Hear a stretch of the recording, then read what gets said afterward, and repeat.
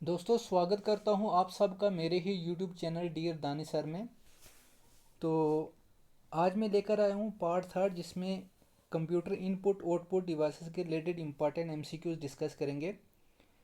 तो अगर अभी तक आप मेरे चैनल पे नए हो तो प्लीज़ चैनल को सब्सक्राइब करें, वीडियो को लाइक और शेयर भी करें और बेल आइकन पर ज़रूर क्लिक करें ताकि एमसीक्यूज वीडियो का लेटेस्ट नोटिफिकेशन आप तक पहुंच जाए।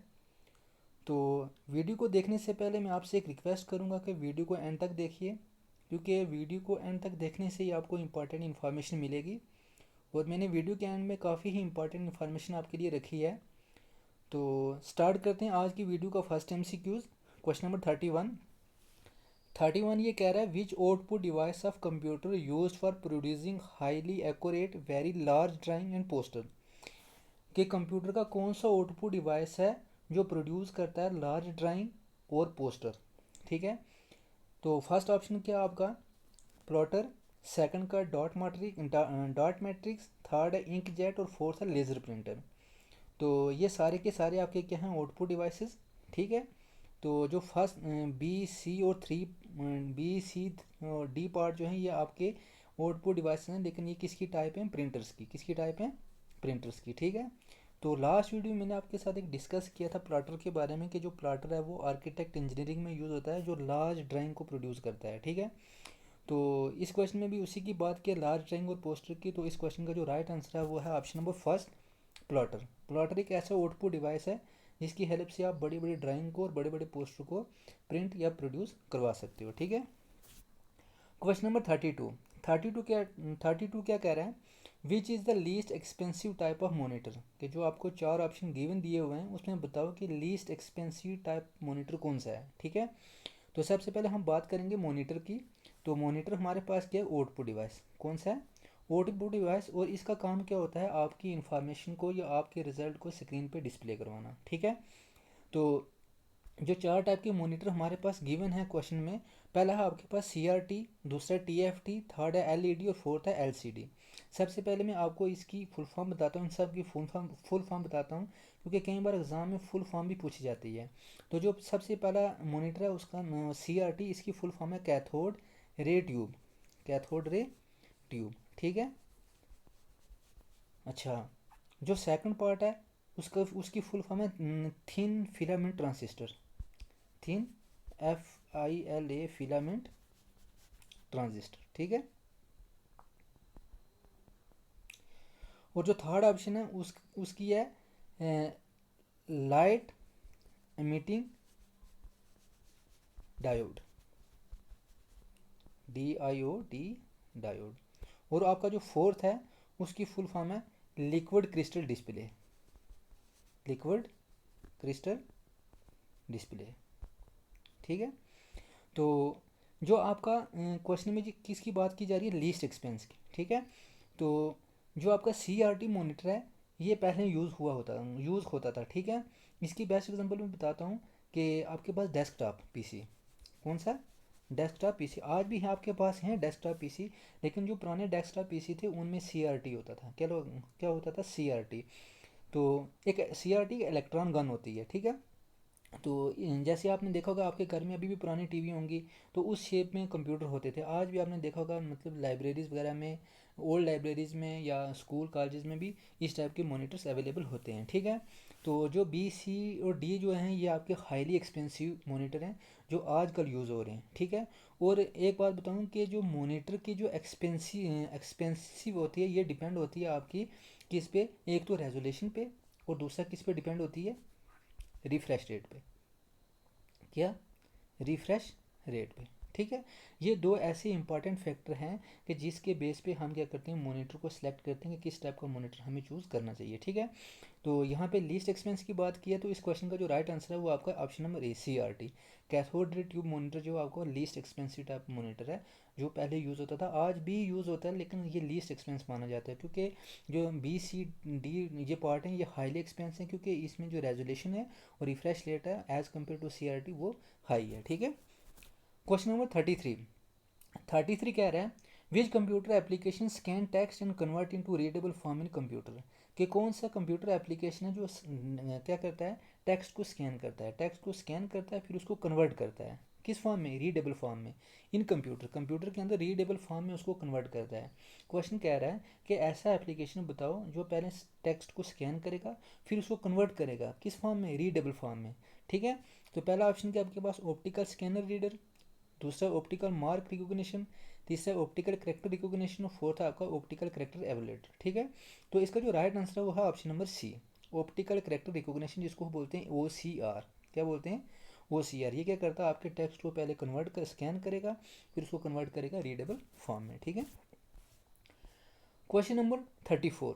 34 क्या कह रहा है, which output device of computer use for training presentation, कि कौन सा आउटपुट डिवाइस है कंप्यूटर का जो ट्रेनिंग प्रेजेंटेशन के लिए यूज़ होता है। ठीक है, training presentation in the sense कि जब आपकी कहीं ट्रेनिंग हो रही होती है, या अब हम क्या करते हैं कि ऑडिटोरियम में या ट्रेनिंग हॉल में हम क्या करते हैं, अगर आपको किसी चीज़ के बारे में ट्रेनिंग देते हैं या कोई मतलब प्रोजेक्ट के बारे में बताते हैं, तो उस वक्त जो हमारी जो हम इंफॉर्मेशन, जो यूज़र आपको इन्फॉर्मेशन प्रोवाइड करता है या ट्रेनर आपको जो इन्फॉर्मेशन प्रोवाइड करता है, वो with the help of presentation. क्योंकि प्रेजेंटेशन इसलिए बनाता है कि जो आपका प्रोजेक्ट होगा वो हाईली इंटरेक्टिव हो, क्योंकि प्रेजेंटेशन में आप वीडियो भी ऐड कर सकते हो, उसके साथ इमेजेस भी ऐड कर सकते हो, जो और इन्फॉर्मेशन, पिक्चर इन्फॉर्मेशन भी आप इसके अंदर डाल सकते हो प्रोजेक्ट के अंदर। ठीक है, तो क्वेश्चन कह रहा है कि कौन सा डिवाइस है, आउटपुट डिवाइस है जो यूज़ करते हैं किसके लिए, प्रेजेंटेशन बनाने के लिए। आपका जी जो ये मान लो आप सेमिनार देते हो यूनिवर्सिटीज़ में या कॉलेज में, उस टाइम आपको जो प्रोजेक्ट बनाया जाता है तो आप प्रोजेक्ट को प्रेजेंटेशन के फॉर्म में प्रेजेंट करते हो। ठीक है, तो ऑप्शन देख लेते हैं। फर्स्ट है प्लॉटर, सेकंड है मल्टीमीडिया प्रोजेक्टर, थर्ड है कंप्यूटर मॉनिटर और फोर्थ आपका इंकजेट एंड लेजर प्रिंटर। ठीक है, तो इस क्वेश्चन का जो राइट आंसर है वो आपका क्या, multimedia projector, option number B. Option number B आपका क्या राइट आंसर है, मल्टीमीडिया प्रोजेक्टर। ये प्रोजेक्टर इसलिए यूज़ होता है कि इसमें आप ऑडियो और वीडियोस भी ऐड कर सकते हो। और इसकी बेस्ट एग्जांपल एक और मैं आपको बताऊं कि स्मार्ट क्लासेस। कहाँ पे, स्मार्ट क्लास। देखा होगा कि स्मार्ट क्लास में हम क्या करते हैं, प्रोजेक्टर की हेल्प से हम क्या करते हैं, प्रोजेक्ट को प्रेजेंट करते हैं, ताकि बच्चे जो होते हैं वो विजुअली रिप्रेजेंटेशन, जो उनकी विजुअल जो रिप्रेजेंटेशन होती है ना, वो काफ़ी अच्छी होती है, क्योंकि वो इंसान के दिमाग में एकदम बैठ जाती है। ठीक है, तो इसलिए इसका जो राइट आंसर है वो क्या, मल्टीमीडिया प्रोजेक्टर ही यूज़ होता है किसके लिए, ट्रेनिंग प्रेजेंटेशन के लिए। ठीक है, क्वेश्चन नंबर 35। 35 क्या आ रहा है, keys include letter keys A to Z and digit keys 0 to 9 known as, कि जो आपका कीबोर्ड होता है उसके ऊपर जो लेटर कीज होती हैं A से Z तक 26 लेटर्स होते हैं ये। ठीक है, और 0 से 9 तक ये आपके 10 डिजिट होते हैं। क्या कह रहा है कि जब इन दोनों को हम कंबाइन करेंगे, मिलाएंगे, तो ये क्या बनेगा हमारे पास, न्यूमेरिक कीज बनेगी, टाइपिंग कीज बनेगी, फंक्शन कीज बनेंगे या कंट्रोल कीज। ठीक है, तो अगर हम इसको बात दें, ये जो डिजिट कीज होती है इसको आप न्यूमेरिकल कीज भी बोल सकते हो, क्या बोलते हो, न्यूमेरिक की भी बोल सकते हो। और जो आपके पास लेटर कीज होती है इसको आप अल्फ़ाबेट कीज भी बोल सकते हो। ठीक है, तो क्वेश्चन में ये कह रहा है कि इन दोनों को क्या कहते हैं, इन लेटर कीज को भी और डिजिट कीज को भी। ठीक है, ये तो दोनों हमारे पास न्यूमेरिक कीज तो दोनों है नहीं है, तो फंक्शन कीज भी नहीं है, कंट्रोल कीज भी नहीं है, तो इसका जो राइट आंसर है वो क्या है, option number B, typing keys. ठीक है, इन दोनों को हम क्या बोलते हैं, टाइपिंग कीज। ठीक है, क्वेश्चन नंबर 36। 36 क्या आ रहा है, keyboard also contain some special purpose keys such as enter, shift, caps lock, num lock, space bar, tabs and printer screen is known as, कि आपका जो कीबोर्ड होता है, आपका कीबोर्ड इस शेप में होता है। ठीक है, जो उसके टॉप पे होती हैं वो आपकी F1 से लेकर F12 तक आपकी क्या होती हैं, फंक्शन कीज। क्या होती हैं, फंक्शन कीज। उसके बाद आपकी यहाँ पे एक एंटर कीज होती है, उसके बाद शिफ्ट कीज आपकी यहाँ पे भी होती है और यहाँ पे भी शिफ्ट कीज होती है। कैप्स लॉक आपकी कीबोर्ड के लेफ्ट साइड में होगी। ठीक है, अच्छा, नम लॉक आपकी कीबोर्ड के राइट साइड में होगी। और स्पेस बार ये काफ़ी इंपॉर्टेंट है, कई बार एग्जाम में पूछा गया कि कीबोर्ड की जो सबसे लॉन्गेस्ट की होती है वो कौन सी होती है, तो उसका राइट आंसर क्या है, स्पेस बार। स्पेस बार आपके बॉटम में होती है और सबसे लंबी की होती है, सबसे लॉन्गेस्ट की होती है। ठीक है, उसके बाद टैब की आपकी ये लेफ्ट साइड में होगी, और एंड प्रिंट स्क्रीन ये आपकी राइट साइड में होगी। ठीक है, अब ये क्या कह रहा है, ये किस टाइप की कीज़ हैं और ये किस पर्पज़ के लिए यूज़ की जाती हैं। ठीक है, ऑप्शन फर्स्ट है कंट्रोल कीज, सेकंड है फंक्शन कीज, थर्ड है स्पेशल पर्पज कीज और फोर्थ है नन ऑफ द अबव। तो इसका जो राइट आंसर है वो क्या है, स्पेशल पर्पज की। क्या है, स्पेशल पर्पज की। ये जो सारी कीज हैं ये हम स्पेशल काम के लिए, स्पेशल पर्पज के लिए यूज़ करते हैं, तो इसका राइट आंसर है option number C. Question number 37 क्या कह रहा है, is an input device that is mostly use in notebook और लैपटॉप कंप्यूटर। ठीक, कि ऐसा कौन सा इनपुट डिवाइस है जो आपके नोटबुक या लैपटॉप में यूज़ होता है। ठीक है, पहला light pen, track ball, scanner, digitizer, ये सारे के सारे आपके क्या है, इनपुट डिवाइस। लेकिन यहाँ पे क्वेश्चन में वो चीज़ पूछी जा रही है कि जो लैपटॉप या नोटबुक में यूज़ होता है। तो लैपटॉप और नोटबुक जो होता है आपके पास, ये एक पोर्टेबल कंप्यूटर भी होता है। क्या बोलता है, पोर्टेबल कंप्यूटर भी। ठीक है, और पोर्टेबल कंप्यूटर इसको इसलिए बोलता जाते हैं क्योंकि एक तो इसका साइज़ कम होता है, ठीक है, और ये क्या होता है, इसका वेट भी काफ़ी कम होता है और इसको हम इजीली एक जगह से दूसरी जगह उठा के कैरी करके ले जा सकते हैं, ठीक है। तो क्वेश्चन में जो बोल रहा है इनपुट डिवाइसेस की, तो इसमें हम यूज़ करते हैं track ball, option number B, option number B. क्या क्वेश्चन नंबर 37 का राइट आंसर क्या है, option number B, track ball. Track ball use होता है कहाँ पे, आपके नोटबुक में और लैपटॉप में, ठीक। Question number option number B. Question number 38, 38 क्या कह रहा है कि MICR स्टैंड्स फॉर, कि जो MICR है इसकी फुल फॉर्म क्या है।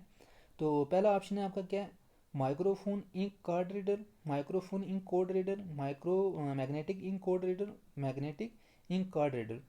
तो दोस्तों ये ऑप्शन टाइप करने में मुझे थोड़ी सी गलती हो गई है, तो इसकी जो राइट सही फुल फॉर्म है वो आपकी यहाँ पे मैंने शो कर दी है, magnetic ink character recognition. Magnetic ink character recognition important है, इसकी फुल फॉर्म याद रखना। और ये जो मैग्नेटिक इंक करेक्टर रिकॉग्निशन है ये आपका क्या इनपुट डिवाइस, क्या इनपुट डिवाइस, ये कहाँ पे यूज़ होता है, बैंक्स में। कहाँ पे यूज़ होता है, बैंक्स में। किसके लिए, कि जो आपके चेक्स होते हैं, क्या होते हैं, चेक्स होते हैं, उसको प्रोसेस करने के लिए, क्या करने के लिए, चेक्स को प्रोसेस करने के लिए, ठीक है। तो ये कहाँ पे यूज़ होता है, बैंक में। तो MICR की फुल फॉर्म क्या है, मैग्नेटिक इंक करेक्टर रिकॉग्निशन, ठीक है। यहाँ से इसकी फुल फॉर्म देखना। ऑप्शन में मुझे टाइप करने में थोड़ी गलती हो गई, ठीक है। MICR के बारे में बताया भी है कि क्या करता है ये, ठीक है। क्वेश्चन 39, 39 क्या कह रहा है, these device provide a means of communication between computer and outer world, कि ऐसा कौन सा डिवाइस है कि जो कम्युनिकेशन लिंक पैदा करता है किसके बीच, कंप्यूटर और आउटर वर्ल्ड के बीच। आप आउटर वर्ल्ड की जगह यूज़र भी बोल सकते हो, ठीक है। मान लो अगर ये कंप्यूटर है, ये यूज़र बैठा हुआ है, ठीक है, ठीक है। तो इसके बीच जो कम्युनिकेशन इंटरफेस होगा, कम्युनिकेशन जो लिंक होगा, जो कम्युनिकेशन होगी वो किस डिवाइस की हेल्प से होगी, ठीक है। पहला क्या, स्टोरेज, सेकंड है कंपैक्ट, थर्ड है इनपुट आउटपुट और फोर्थ क्या, ड्राइवर। तो इंडिविजुअली मैं बताऊंगा, स्टोरेज वो डिवाइसेस होते हैं कि जिसमें हम क्या करते हैं, डेटा को, कंप्यूटर के अंदर डेटा स्टोर होता है। कंपैक्ट डिस्क, कंपैक्ट ये भी आपके पास एक स्टोरेज टाइप है। और इनपुट आउटपुट क्या, आपके पास इनपुट और आउटपुट दोनों क्या हार्डवेयर है, इनपुट आउटपुट डिवाइसेस हैं। और फोर्थ क्या, आपका ड्राइवर, ये एक ऐसा प्रोग्राम है जो आपके सिस्टम के अंदर कुछ प्रोग्राम को क्या करता है, चलाता है, ठीक है। तो इसका जो राइट आंसर है वो option number C, option number C. Input और आउटपुट डिवाइस की हेल्प से क्या करते हैं, जो कम्युनिकेशन लिंक पैदा होता है किसके बीच, कंप्यूटर और outer world, outer world means user के बीच, ठीक है। क्वेश्चन नंबर 40, 40 क्या कह रहा है, which of the following are not use for input, कि बताओ कि जो नीचे इनपुट आपको डिवाइसेस दिए हुए हैं, तो बताओ इसमें से कौन सी डिवाइस हैं जो इनपुट के लिए यूज़ नहीं होते हैं। तो मैंने बताया था इनपुट के लिए आपके पास इनपुट डिवाइसेस ही होंगे जिसकी हेल्प से हम डेटा को इनपुट करेंगे। तो इस क्वेश्चन में मैंने मल्टीपल ऑप्शन दिए हैं ताकि आपको रिवाइज हो जाए, आपको रिमाइंड हो जाए कि इनपुट डिवाइसेस कौन से होते हैं और आउटपुट डिवाइसेस कौन से होते हैं, ठीक है। तो यहाँ पे एक चार्ट बना लेते हैं, यहाँ पे हम लिखते हैं इनपुट डिवाइस और यहाँ पे लिखते हैं आउटपुट डिवाइसेस, ठीक है। तो पहले बात करते हैं ए पार्ट, ए पार्ट क्या हमारे पास मोस्ट, तो ये क्या आएगा, इनपुट डिवाइसेस, ठीक है। सेकंड है बी, ये स्कैनर है, तो ये भी कौन सा है, इनपुट डिवाइस है, ये इनपुट कैटेगरीज में आएगा। थर्ड आपका प्रोजेक्टर, प्रोजेक्टर के आउटपुट डिवाइसेस जो क्या करता है, आपके प्रेजेंटेशन को प्रेजेंट करता है, तो ये किस कैटेगरी में आ गया, आउटपुट डिवाइसेस में। फोर्थ आपका प्रिंटर, डी, ये भी आउटपुट कैटेगरीज में। और ई जो आ गया ट्रैक बॉल, ये आपका इनपुट डिवाइसेस है, ठीक है। तो ये किस में आ गया, इनपुट डिवाइसेस में। और एफ क्या आ गया, स्पीकर, आउटपुट डिवाइसेस। और कीबोर्ड जो आपका वो क्या है, इनपुट डिवाइसेस। और एच क्या है, टच स्क्रीन, ये भी आपका क्या, इनपुट डिवाइस। तो क्वेश्चन में बात पूछी जा रही है नॉट की, कि कौन से डिवाइस हैं जो इनपुट के लिए यूज़ नहीं होते।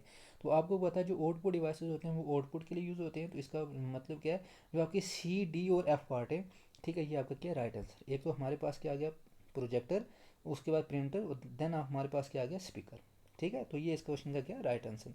ये मैंने इसलिए मल्टीपल ऑप्शन रखे थे ताकि आपको रिमाइंड भी हो जाए, याद भी हो जाए, रिवाइज भी हो जाए कि कौन कौन से इनपुट और आउटपुट डिवाइसेस थे। क्वेश्चन 41, 41 क्या कह रहा है, what is the most suitable input devices for highlighting और selecting an object on the screen, ठीक है। कि ऐसा कौन सा इनपुट डिवाइस है, या कौन सा मोस्ट सूटेबल इनपुट डिवाइस है जो हाईलाइट करने के लिए, या तो हाईलाइट या फिर ऑब्जेक्ट को सिलेक्ट करने के लिए, ठीक है, कौन सा इनपुट डिवाइस यूज़ होता है।